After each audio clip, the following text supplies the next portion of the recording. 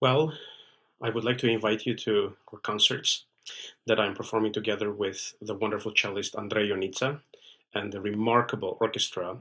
in Manchester, the Halle Orchestra. And this program is very special to me, not only because the Halle Orchestra was the first orchestra actually in all of Europe to invite me to conduct several years ago, and it has remained a very close and dear friend to my heart, but also because I have the opportunity of introducing on this stage the wonderful cellist Andrei Ionită, who is a young yet full of passion and full of maturity in the perhaps greatest cello concerto of all time, the Elgar Cello Concerto. I also want to open your ears a little bit to perhaps listen to one of the most well-known symphonies ever written, Beethoven's Third Symphony, which we call the Eroica Symphony. And what I mean by that is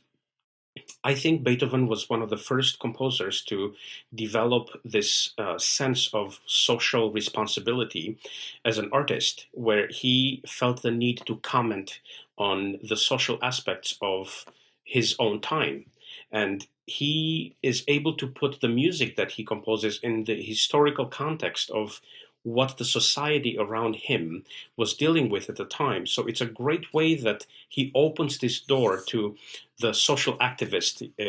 in us, so to speak, but through the prism of art, in this case, through the prism of beautiful music. There are many other artists after him that have done the same, like Shostakovich or Pablo Picasso, or many very famous artists that have taken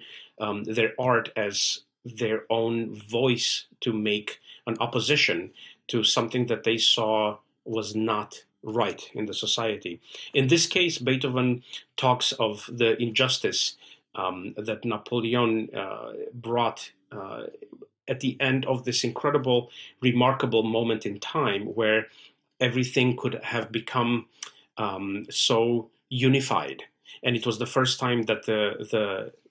real citizens of Europe were standing, and of France, were standing to become equal, to become the same. And Napoleon, while at first leading on to this idea, by crowning himself as emperor, took away this liberty and this equality that they had been fighting for so strongly. And Beethoven was very upset with this. And in fact, there's a famous scratch on the first page of the manuscript where he took away the dedication that should have been to Napoleon Bonaparte. Well, I think it's a very interesting concept for us to think about and to imagine the fact that we all have a voice, and we all have the responsibility of using our voice for the greater good of all of us. And Beethoven does this in a very beautiful, moving way in the music that he writes in this Third Symphony. He goes on then to actually compose a few more pieces that deal with the same subject, of course, culminating with the wonderful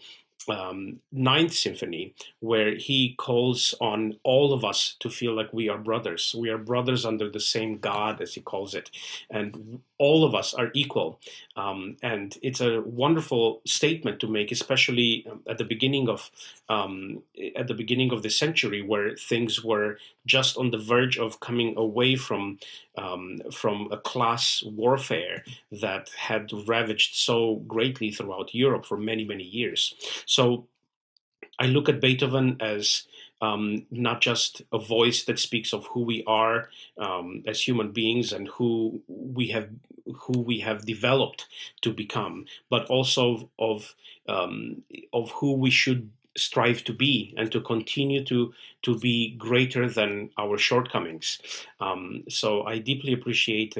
Beethoven's symphonies and Beethoven's music in general, because he had that unique voice to draw us not just into the music but into a social context that has remained relevant over all these years, over more than 2 centuries at this point. I hope you will join us, Andrei, the Halle Orchestra, and myself on the stage of the Bridgewater Hall at the end of January, and I look forward to presenting this music to you.